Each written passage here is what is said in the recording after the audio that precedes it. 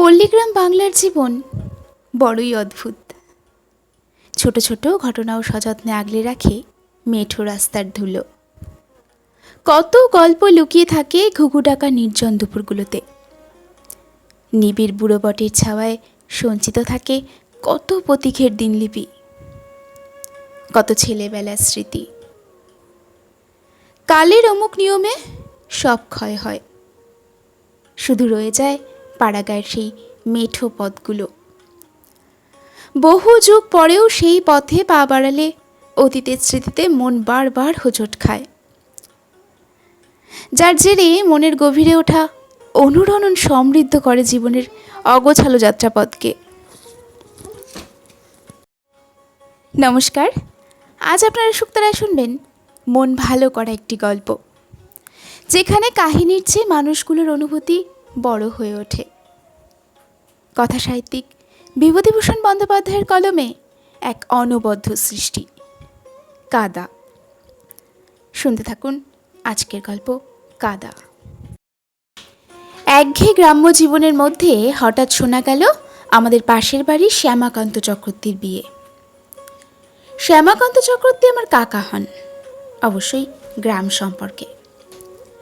শ্যামা কাকার বয়স কত আমি জানি না। তিনি নাকি কলেজে পড়েন, কলকাতা না কোথায় যেন। গ্রামে আসেন মাঝে মাঝে, দেখতে পাই। বিয়ে হচ্ছে আমাদের গ্রামের কাছে নসরাপুরে। নসরাপুর গ্রামের বীরেশ্বর ভট্টাচার্যের মেয়ে। বীরেশ্বর ভট্টাচার্যকে দেখেছি, বুড়ো মানুষ, ওই গ্রামেরই পাঠশালার পণ্ডিত। আমাদের গায়েও এসেছিলেন বার কয়েক। বিয়ে হবে সামনের সোমবারে। হই হই পড়ে গেলেও পাড়ার ছেলেদের মধ্যে। আমাদের দল ঠিক করলে একটা উৎসব করতে হবে ওই বিয়ের দিনে। আমার উৎসাহটা সবচেয়ে বেশি।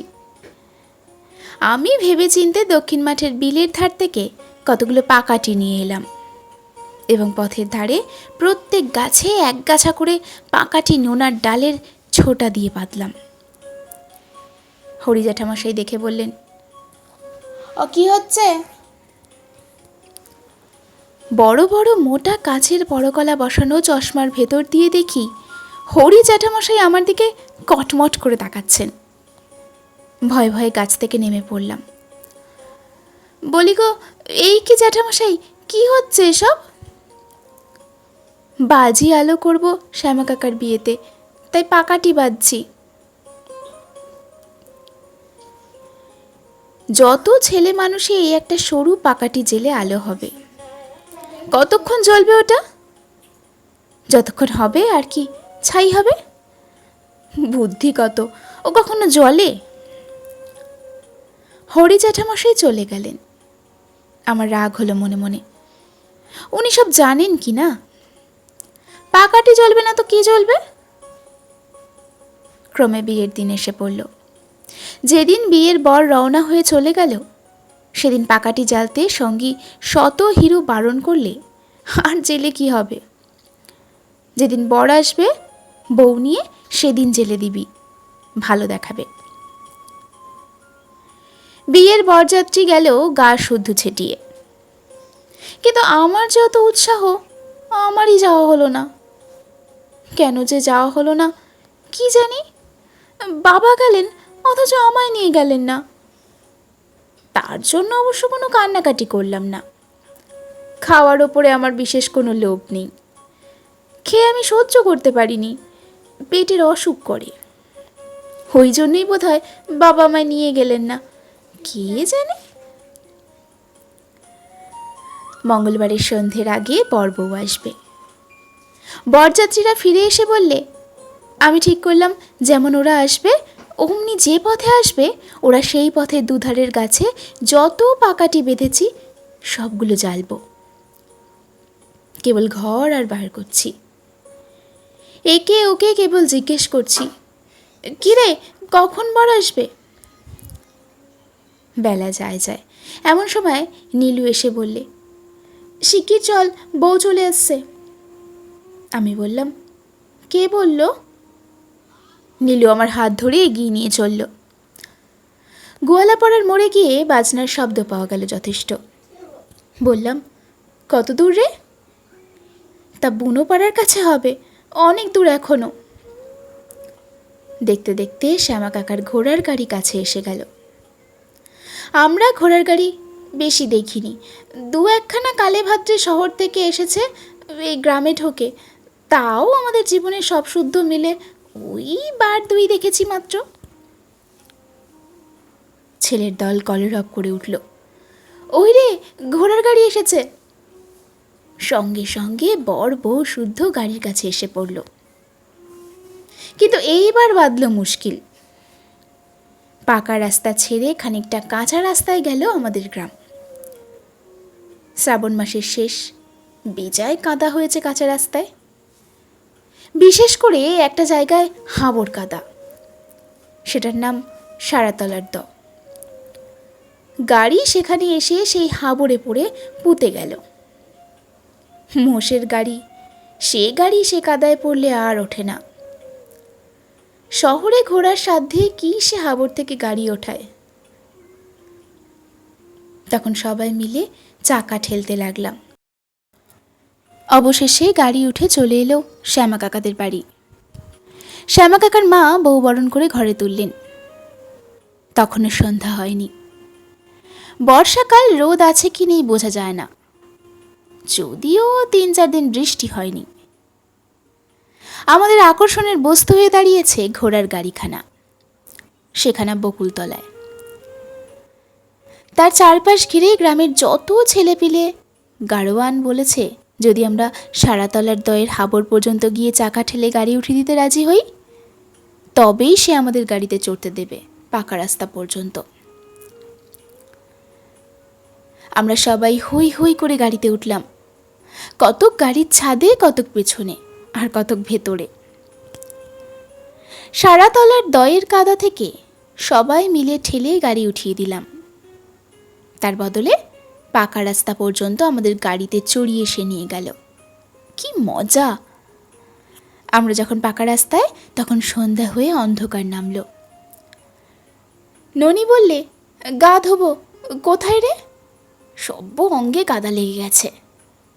আমাকে বললে, মশাল জ্বালবি নে, চুপ কর চুপ কর, কে যেন ডাকছে। সর্বনাশ, আমার বাবার গলা। সন্ধে হয়ে গিয়েছে, ঘুটঘুটে অন্ধকার। বাবা মায় খুঁজতে বেরিয়েছেন, তিনি ডাকাডাকি করছেন। সন্ধ্যের সময় বাড়ি ফিরিনি তো, তাই বাবা ডাকতে বেরিয়েছেন। ননি বললে, আলো দিবি না কিন্তু কাছে কাছে, আর আলো আমার মুখ শুকিয়ে গিয়েছে। বাবা কাছে এসে পড়েছেন ডাকতে ডাকতে। আমি উত্তর দিলাম, যাই। এই সন্ধেবেলা সারা গায়ে কাদা মেখে আমি ভূত হয়ে আছি, আপাতস্তক কাদা। চালাক গাড়োয়ান একটুখানি গাড়িতে চড়বার লোভ দেখিয়ে কাজ গুছিয়ে চলে গিয়েছে। এখন আমায় ঠকায় কে? বাবা এসে যথারীতি আমার কান ধরলেন, বললেন, হতভাগা বাদর, পড়াশোনা নেই, এত রাত পর্যন্ত বাদরের দলে মিশে, এ কি গায়ে এত কাদা কেন? আমি কাঁদো কাঁদো সুরে বললাম, এই গাড়োয়ান তো বললে আমার গাড়িটা একটু ঠেলে দাও, বড্ড কাদা। তাই সবাই মিলে, আমি আসতে চাইনি, ওরা আমায় নিয়ে এলো। ওই ননি নিশিতে শশী বলে স্বাক্ষর প্রমাণের চেষ্টায় সঙ্গীতের দিকে ফিরে যাইতেই দেখি জনপ্রাণী সেখানে নেই। সব কে কোথা দিয়ে সরে পড়েছে।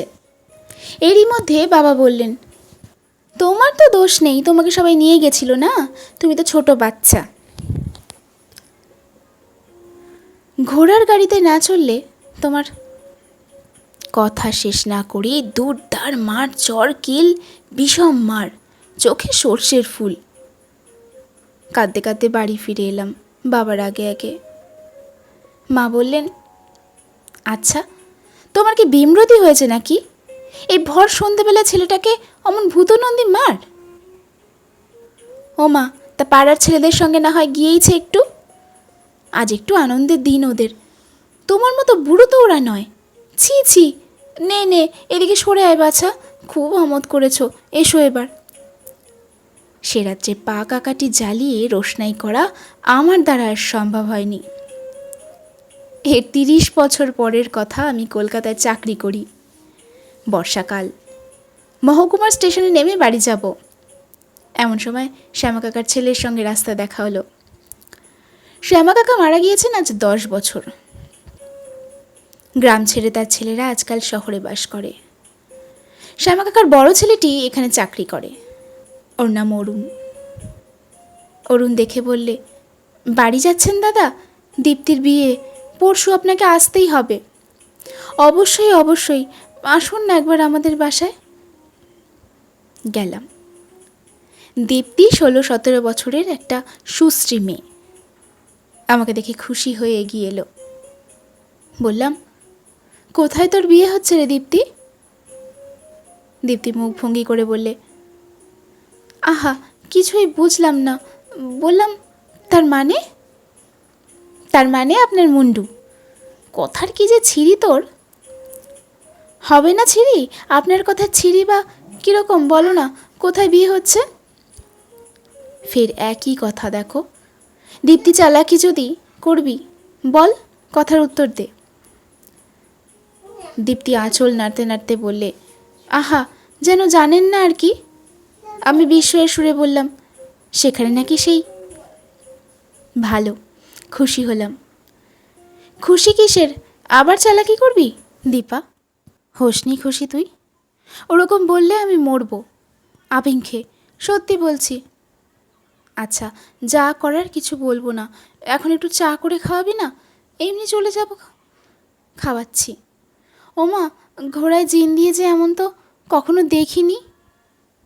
দেখিসনি তো দেখলি? নিয়ে আয় যা। আর সাথে কিছু আনবো? তোর খুশি। একটু পরেই যা ও খাবার হাতে দীপ্তি এসে ঢুকে বললে, সোমবার কিন্তু আসতে হবে। আপনাকে থাকতে বলতাম এখানে, কিন্তু বলবো না, বাড়িতে বড্ড ভিড়, আপনার কষ্ট হবে। সোমবার কিন্তু অবশ্যই আসবেন। আচ্ছা আচ্ছা। দুই আপনাদের গায়ের বর যখন, বরযাত্রা তো হতেই হবে। তা কনে যাত্রা কার অনুরোধে? আসি আজ, ঠিক আসবেন পরশু। ঠিক ঠিক, একদম ঠিক। দীপ্তি থাম ধরে দাঁড়িয়ে রইল। আমি চলে এসে রাস্তার ওপর উঠেছি। যার সঙ্গে দীপ্তির বিবাহ সে আমাদের গ্রামেরই ছেলে বটে, কিন্তু তারা পশ্চিম প্রবাসী। দেশের বাড়িতে জ্ঞাতি ভাইরা থাকে। এই বিবাহ উপলক্ষে বহুকাল পরে ওরা সবাই এই দেশে এসেছে। বিয়ের পরেই আবার চলে যাবে। গ্রামে আমিও গেলাম অনেক দিন পরে। আমিও গ্রাম ছেড়েছি 10-15 বছর। গ্রামে যেতেই ওদের দল এসে আমায় বরযাত্রী হওয়ার নিমন্ত্রণ করে গেল। বিবাহের দিনও এসে পড়ল। বিবাহের লগ্ন সন্ধ্যার অন্ধকারী। অন্যান্য বরযাত্রী কতক নৌকাতে, কতক গাড়িতে, কতক গরুর গাড়িতে রওনা হয়ে কনের বাড়ি চলে গেল। শহর থেকে একখানা ঘোড়ার গাড়ি এসেছে। সেখানেতে বর, বরকর্তা, পুরুত, আমি যাব, এই স্থির হয়েছে। বর বললে, নিতাইদা চা খেয়ে নাও, আর বেশি দেরি না হয়। বাবাকে বলো তুমিই সব গুছিয়ে নাও। সে ভাবনা তোমার কেন, যা করবার করছি। শোনো একটা কথা, দীপ্তি তোমায় কিছু বলছিল না তো? কি ব্যাপারে? এই বিয়ের ব্যাপারে দেখা হয়নি আসবার দিন? না, কেন? তাই জিজ্ঞেস করছি। সন্ধ্যের অল্পই দেরি আছে, তখন আমরা ঘোড়ার গাড়িতে গিয়ে উঠলাম। গাড়িও ছেড়ে দিলে। আমাদের পিছনে শাঁখ বাজাতে লাগলো, উলু পড়তে লাগলো। গাড়ি গা ছাড়িয়ে খানিক দূর যেতে না যেতে অন্ধকার নামল। সঙ্গে সঙ্গেই সারাতলার দয়ের কাদায় গিয়ে পড়ল গাড়ি। কিছুতেই আর ওঠে না। ঝাড়া 15 মিনিট বৃথা চেষ্টার পর গাড়োয়ান বললে, বাবু একটু নামতে হবে, খালি গাড়ি, তখন নিয়ে গিয়েছিলাম। এখন বোঝাই গাড়ি তো যাবে না, আপনারা একটু নামুন। অগত্যা নামা গেল, কিন্তু তখন গাড়ির 4 চাকা যা পুতবার পুঁতে গিয়েছে। ঘোড়াকে চাবুক মারলে কি হবে, গাড়ি নড়ে না। তখন আমি আর বরকর্তা দুজনে সেই কাদায় নেমে চাকা ঠেলি। কোনো লোক নেই। বরকে বা পুরুত মশাইকে অনুরোধ করা যায় না চাকা ঠেলতে। আমরা দুজন ছাড়া ঠেলবে কে? দীপ্তির বিয়ের সুলগ্ন উত্তীর্ণ না হয়ে যায়, তার বিয়েতে কোনো বিঘ্ন না ঘটে, প্রাণপণে ঠেলতে লাগলাম সেই চাকা। সেই সারাতলার হাবরের মধ্যে আপাত মস্তক কাদায় মাখামাখি হলো। বরকর্তা বুড়ো মানুষ, তাকে আমি বেশি ঠেলতে দিলাম না, নিজেই ঠেলে কাদা পার করে তুলে ফেললাম। বর বললে, এ তোমার কী চেহারা হলো দাদা, কাদায় যে। আমি বললাম, তোমরা যাও, আমি যাচ্ছি নে। সবাই বলে উঠল, সে কি হয় নাকি? আচ্ছা আচ্ছা, এগুন, আপনারা পেছনে আসছি। জামা কাপড়টা ছেড়ে আসি। গাড়ি চলে গেল। আমি দাঁড়িয়ে রইলাম সেই দিকে যে আর যাব না। দীপ্তির বিয়ে সুলগ্নে হোক, বাধা শূন্য হোক। হঠাৎ আমার মনে পড়ল একদিনের কথা।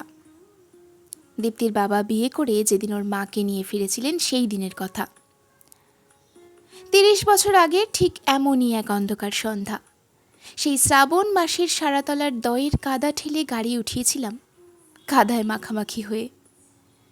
বাবার কাছে কত মার খেয়েছিলাম, আজ আবার তাদেরই মেয়ের বিয়েতে সেই রকমই গাড়ি ঠেলছি। গাড়িও যাচ্ছে শহরের দিকে, তাদেরই মেয়ে দীপ্তি। হয়তো সে আজ খুব রাগ করবে আমি না যাওয়াতে। জীবনে কি আশ্চর্য ঘটনাই সব ঘটে। এতক্ষণ শুনছিলেন সাহিত্যিক বিভূতিভূষণ বন্দ্যোপাধ্যায়ের কলমে গল্প কাদা। গল্পটি কেমন লাগলো কমেন্ট করে আপনার মূল্যবান মতামত অবশ্যই জানাবেন। ভালো লাগলে একটা লাইক, সকল পরিচিত মানুষের সাথে শেয়ার, আর পরবর্তী গল্প শোনার জন্য সাবস্ক্রাইব করে রাখুন সুক্তার।